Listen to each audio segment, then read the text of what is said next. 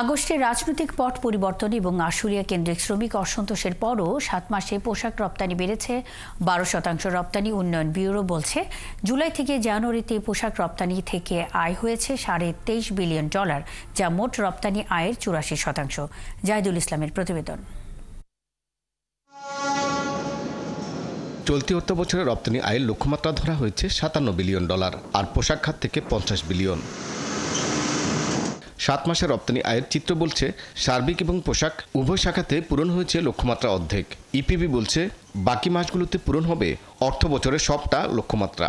প্রবৃদ্ধির মূল কারণ হচ্ছে আমাদের তো অর্ডার আছে প্রচুর। এর পেছনে মূল কারণটা হচ্ছে তো আমাদের আসলে যে স্থিতিশীলতা আছে, সরকার প্রতি মানুষের যে আস্থা আছে, বায়ারদের যে আমাদের আস্থা আছে, তারই প্রমাণ। যদিও জুলাই আন্দোলন এবং আগস্টের প্রথম সপ্তাহে সরকার পতনের সময় ইন্টারনেট বন্ধ থাকায় ছিল না আন্তর্জাতিক যোগাযোগ। এরপর বন্যা, আশুলিয়া কেন্দ্রিক শ্রমিক অসন্তোষে গার্মেন্টস কারখানাগুলোর উৎপাদন এবং রপ্তানি বিঘ্ন হয়।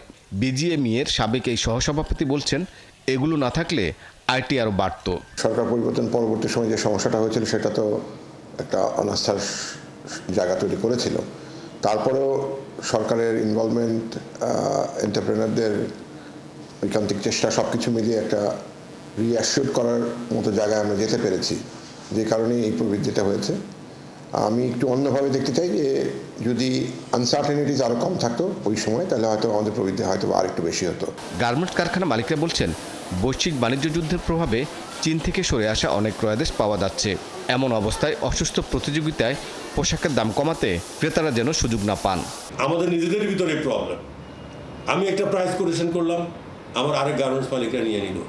এটাকে যদি বিজিএমের আওতায় নিয়ে আসতে পারে এই বাইং হাউসগুলোকে, তাহলে এই সমস্যার সমাধান উত্তরোত্তর আমরা লাভবান হব সবাই, শুধু আমি একা না। এটা কেন আনতেছে না বিজিএমই, আমার বোধগম্য নয়। কারখানা মালিকরা বলছেন, বৈদেশিক মুদ্রা আয়ের প্রধান খাত তৈরি পোশাক। তাই এই খাতের উন্নয়নে নীতি সহযোগিতার পাশাপাশি বিনিয়োগ এবং ক্রেতা টানতে আইন শৃঙ্খলার উন্নয়নও জরুরি। জাহিদুল ইসলাম, ৭১, ঢাকা।